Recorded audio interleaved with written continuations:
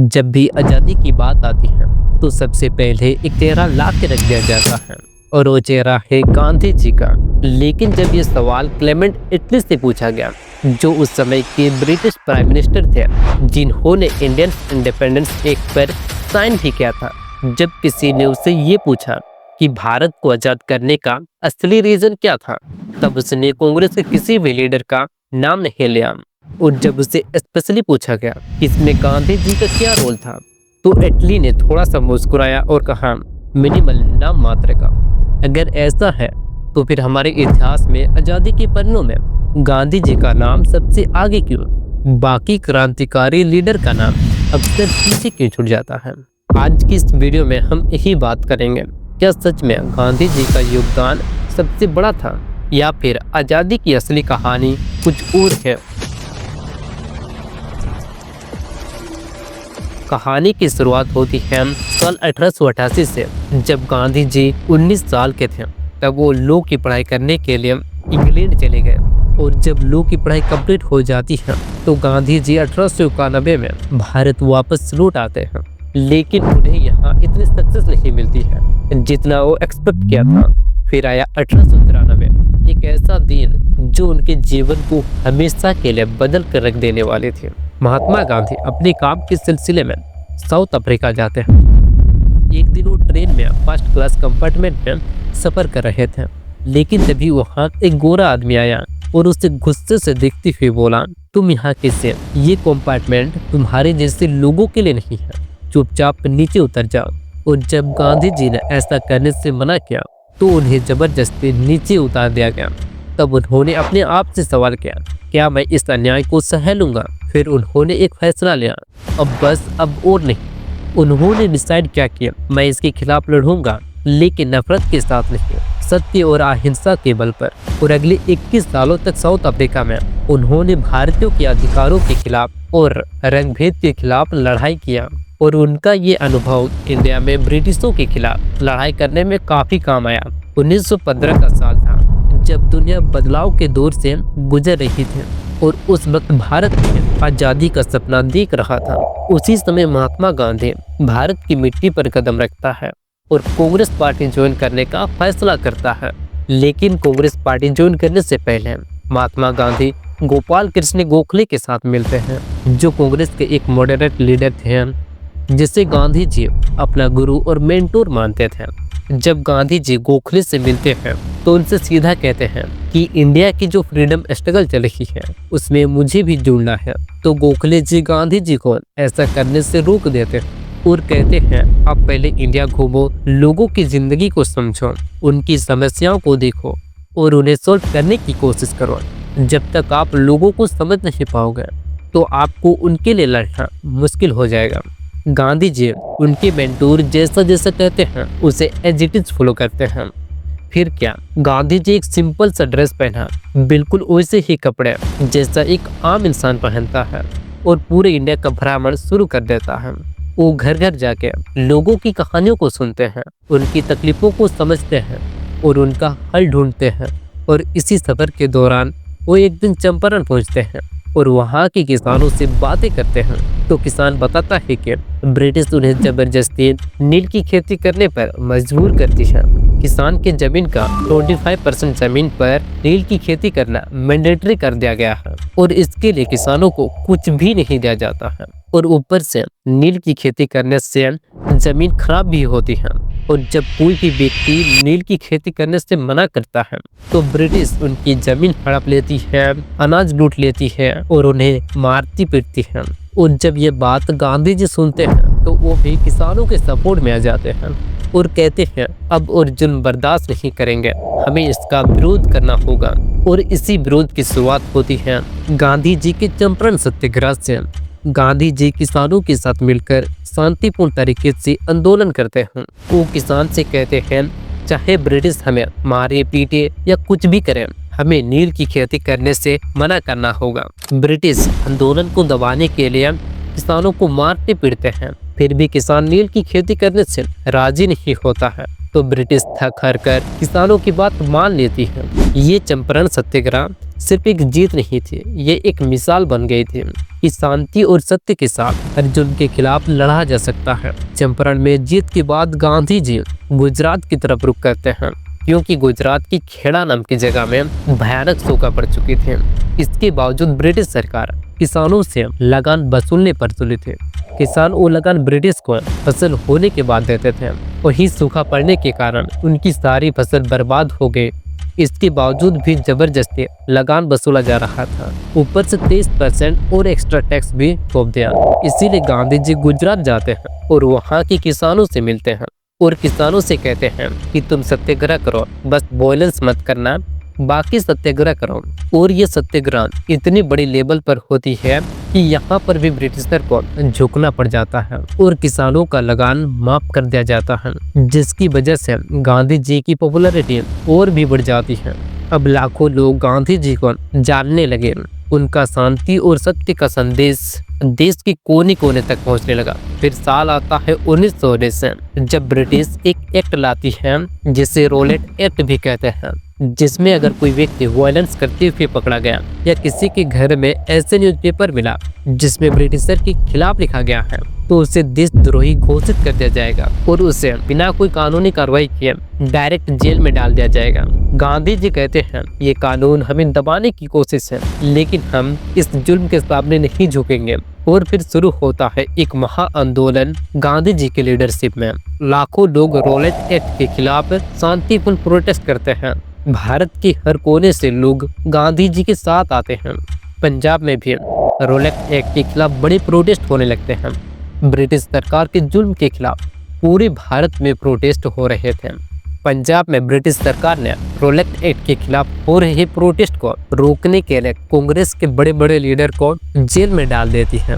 लेकिन जब फिर भी प्रोटेस्ट नहीं रुकती है तो जनरल डायर ने पंजाब के अमृतसर के जलियांवाला बाग में हो रही प्रोटेस्ट पर अंधाधुंध गोली चलाने का ऑर्डर दे देता है, जिसमें हजारों लोग मारे गए, जिसमें आदमी, औरत और बच्चे भी शामिल थे, जिसकी वजह से गांधी जी इस प्रोटेस्ट को यहीं रोक देते हैं। लेकिन एक साल बाद 1920 में गांधी जी एक नए मूवमेंट की शुरुआत कर देते हैं, नॉन कोऑपरेटिव मूवमेंट, जिसका सीधा मकसद था ब्रिटिश सरकार को किसी भी तरीके से मदद करना बंद करना। लोग ब्रिटिशर के सामान को बॉयकॉट करने लगते हैं। गांधी जी कहते हैं खुद चरखा चलाओ और कपड़े पहनो। पूरे देश में ब्रिटिशर के सामान का बहिष्कार होने लगा। लोग अपनी नौकरी छोड़ने लगे, उनके रूल्स को फॉलो करना बंद कर दिया और उनके स्कूल और कॉलेज तक को भी त्याग कर दिया। देश के हर कोने से लोग नॉन कोऑपरेटिव मूवमेंट के हिस्सा बन रहे थे। लेकिन साल 1922 में यूपी के गोरखपुर में चोरी चोरा गांव में एक हिस्टोरिक इंसिडेंट हुआ। लोग जब नॉन कोऑपरेटिव मूवमेंट के सपोर्ट में प्रोटेस्ट कर रहे थे, नारे लगा रहे थे, तभी पुलिस ने भीड़ पर लाठीचार्ज कर दिया। लोग गुस्से में आ गए और जवाब में पत्थर फेंकने लगे। लेकिन जब सिचुएशन पुलिस के कंट्रोल से बाहर निकल जाती है तो पुलिस थाने में जाकर छिप जाती है। तब भीड़ ने थाने पर आग लगा देती है, जिससे 22 पुलिस ऑफिसर मर जाते हैं। जब ये खबर गांधी जी के पास पहुंचती है तो उनका दिल टूट जाता है, क्योंकि गांधी जी हमेशा से अहिंसा के पक्ष में थे। उन्होंने तुरंत नॉन कोऑपरेटिव मूवमेंट को रोकने का फैसला किया, क्योंकि उनके लिए वायलेंस का कोई स्थान नहीं था। और इस इंसिडेंट के बाद ब्रिटिश अथॉरिटीज ने गांधी जी को अरेस्ट कर लेती हैं और उन्हें 6 साल के लिए जेल में डाल देती हैं। लेकिन लोग तब तक जाग चुके थे। लोगों को समझ आ गया था कि आज़ादी सिर्फ शांतिपूर्ण तरीके से मिलना मुश्किल है। कुछ लोगों को लगा कि अंग्रेज को देश से भगाने के लिए सिर्फ आंदोलन काफ़ी नहीं है, बल्कि हमें उनके खिलाफ लड़ना होगा। और इन्हीं लोगों में से एक नाम था नेताजी सुभाष चंद्र बोस। नेताजी कहते हैं तुम मुझे खून दो, मैं तुम्हें आज़ादी दूंगा। उन्होंने देश के लोगों में एक नई आग जगाई और एक नई सोच दी। और साल 1938 और 1939 के कांग्रेस सेशन में नेताजी कांग्रेस के प्रेसिडेंट बनते हैं। कांग्रेस हर साल दिसंबर में अपना एक सेशन करती है, जिसमें वोट के जरिए पार्टी का नया प्रेसिडेंट चुना जाता है। वैसे ही 1938 और 1939 के सेशन में नेताजी प्रेसिडेंट बनते हैं। नेताजी थे तो कांग्रेस से ही, लेकिन गांधी जी की जो नॉन वायलेंस वाली थ्योरी थी उससे एग्री नहीं करते थे। उनका कहना था कि एग्रेशन और वायलेंस के बिना हमें आज़ादी कभी भी नहीं मिलेगी। दूसरी तरफ गांधी जी का विश्वास था कि हमें आज़ादी सिर्फ नॉन वायलेंस से ही मिल सकती है। हर कोई अपने अपने तरीके से एफर्ट कर रहा था। लोग आंदोलन कर रहे थे, लेकिन सारी आंदोलन फेल हो रही थी क्योंकि ब्रिटिश पुलिस फोर्स को यूज करके आंदोलन को कुचल दे रही थी। और इसी वक्त पूरी दुनिया में वर्ल्ड वॉर 2 चल रहा था और ब्रिटिशर का पूरा फोकस उस वॉर को जीतने पर था। उस वक्त नेताजी कांग्रेस पार्टी से रिजाइन कर देते हैं क्योंकि नेताजी और गांधी जी का थॉट मैच नहीं हो रहा था। नेताजी का मानना था कि हम इतने सालों से तो नॉन वायलेंस का रास्ता अपना रहे हैं, लेकिन अब तक इसका कोई रिजल्ट नहीं मिला। इसीलिए हमें खुद की फोर्स खड़ी करनी चाहिए क्योंकि यही सही मौका है खुद की फोर्स खड़ी करने का और ब्रिटिशर को इंडिया से बाहर फेंकने का, क्योंकि ब्रिटिशर का पूरा फोकस वर्ल्ड वॉर 2 में है। लेकिन पता नहीं क्यों ये आइडिया गांधी जी को पसंद नहीं आया। उनका मानना था कि दुश्मन की मुसीबत के समय वार करना गलत है। गलत है, दुश्मन को उसकी मुसीबत के समय दबाना गलत है। गांधी जी के इस विचार से नेताजी बिल्कुल खुश नहीं थे, इसीलिए वो कांग्रेस पार्टी से रिजाइन कर दिया और अपनी एक नई पार्टी बनाई जो एकदम अलग सोच रखते थे। पार्टी का कहना था कि अहिंसा के सहारे से ब्रिटिश एम्पायर कभी भी हमें खुद से आज़ादी नहीं देंगे। इसीलिए नेताजी दुश्मन का दुश्मन दोस्त का प्लान बनाकर जर्मनी के लिए निकल गए, जो ब्रिटिशर के अगेंस्ट वॉर लड़ रहा था। वहाँ वो किसी तरह से हिटलर से मिलता है, उसके सामने एक प्रपोजल रखता है कि आपने जो ब्रिटिश इंडियन आर्मी के सोल्जर को बंदी बना रखा है उन्हें मुझे दे दीजिए, हम मिलकर ब्रिटेन के खिलाफ लड़ेंगे। और ये बात हिटलर मान जाता है और सोल्जर को नेताजी के हवाले कर देता है। फिर उसके बाद नेताजी जर्मनी से जापान के लिए चले जाते हैं, जो वो भी ब्रिटिश के अगेंस्ट में वॉर लड़ रही थी। नेताजी इंडिया के बाहर रहकर ब्रिटिश के खिलाफ लड़ने के लिए सोल्जर तैयार कर रहे थे। उधर महात्मा गांधी ने क्विट इंडिया मूवमेंट शुरू कर दिया। क्यों? क्योंकि ब्रिटिश सरकार ने बिना इंडियंस को पूछे उन्हें वर्ल्ड वॉर 2 में धकेल दिया था और ये फैसला लोगों के लिए अन्याय था, जिसकी वजह से लोगों का गुस्सा चरम पर था। इसी गुस्से और संदेश को नई दिशा देने के लिए गांधी जी ने 8 अगस्त 1942 को क्विट इंडिया मूवमेंट की शुरुआत कर दी और ये बैठक हुई मुंबई के ग्वालियर टैंक मैदान में है। वहीं गांधी जी एक हिस्टोरिकल भाषण दिया। उन्होंने एक ऐसा नारा लगाया जो हर भारतीय के लिए एक जज्बा बन गया, अंग्रेजों भारत छोड़ो। गांधी जी ने लोगों को कहा, आज हमारा सिर्फ एक ही मंत्र है, करो या मरो। ये नारा देश के हर एक कोने में एक नई ऊर्जा के साथ गूंज उठा। लेकिन अफसोस ये आंदोलन भी फेलियर साबित हुए, क्योंकि आंदोलन के तुरंत बाद कांग्रेस के सभी बड़े लीडर को जेल में डाल दिया और ये आंदोलन लीडरशिप नहीं होने की वजह से वही ठप हो गई जो नेताजी गांधी जी को बार बार कर रहे थे। इस तरह के नॉन वायलेंट मूवमेंट को दबाना अंग्रेज अच्छे से जान गए हैं। अब गांधी जी के सारे नॉन वायलेंट मूवमेंट ब्रिटिश के सामने फेल होते जा रहे थे। नेताजी का कहना था कि अहिंसा गलत नहीं है, लेकिन अब यह हमारे काम की भी नहीं है। इसीलिए नेताजी इंडिया के बाहर अपनी फौज रेडी कर रहे थे ब्रिटिशर से लड़ने के लिए। साल 1943 में नेताजी जापान गए, जहां उन्हें आजाद हिंद फौज का बनी बनाई कमांड दिया गया। अब बात आती है नेताजी जापान क्यों गए? क्योंकि हुआ यूँ था कि सिंगापुर पहले ब्रिटिशर के कब्जे में था, उसे अब जापान सरकार ने अपने कब्जे में ले लिया। साथ ही ब्रिटिश मिलिट्री को भी अपने कंट्रोल में ले लिया, जिसमें मोस्टली इंडियन आर्मी थे। नेताजी उन्हीं आर्मी की फौज को आजाद हिंद फौज में शामिल करना चाहते थे। अब नेताजी के पास खुद का आर्मी था, जापान का सपोर्ट था और हिटलर का भी सपोर्ट था। अब आजाद हिंद फौज के पास करीबन 40,000 इंडियन सोल्जर थे जो इंडिया जाने के लिए रेडी थे। और साल 1944 को आजाद हिंद फौज इंडिया की तरफ बढ़ती है। चलो दिल्ली का नारा लगाते हुए आजाद हिंद फौज ने ब्रिटिशर के खिलाफ बहुत बहादुरी से लड़ाई की और कई इलाके में कब्जा भी कर लिया, जो ब्रिटिश हुकूमत के लिए एक बड़ा झटका था। लेकिन आजाद हिंद फौज के सामने एक बड़ी समस्या थी, उसके पास रिसोर्सेस और हथियार की कमी थी। ऊपर से जापान, जो शुरू से आजाद हिंद फौज का सबसे बड़ा समर्थक था, वो अब धीरे धीरे अपना सपोर्ट कम कर रहा था, क्योंकि अमेरिका ने जापान पर न्यूक्लियर बम गिरा दिया और जापान को घुटने टेकने पर मजबूर कर दिया। ब्रिटिश आर्मी की ताकत और उनके एडवांस वेपन के सामने आजाद हिंद फौज को पीछे हटना पड़ा और आजाद हिंद फौज के कई बड़े बड़े लीडर को जेल में भी डाल दिया गया।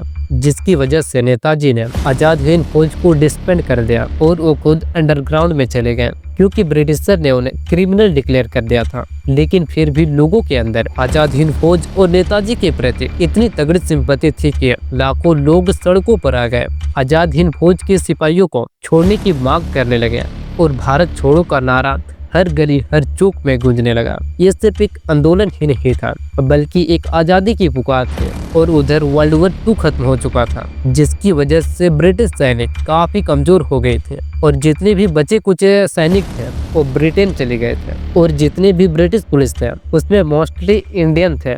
और जब ब्रिटिश सरकार ने भीड़ पर कंट्रोल करने के लिए लाठी चार्ज का ऑर्डर दिया तो भारतीय पुलिस ने ऐसा करने से साफ मना कर दिया, क्योंकि उन्हें साफ समझ आ गया था एक तरफ थी आजाद हिंद फौज के सैनिक जो अपने देश को आजाद करने के लिए लड़ रहे थे और एक तरफ थे हम जो उन्हीं को रोक रहे हैं। इसीलिए भारत पुलिस भी लोगों के सपोर्ट में आ जाती है और जितने भी बचे कुछ ब्रिटिश पुलिस थे उन्हें मारने लगते हैं। और हर तरफ एक ही आवाज था, आजादी।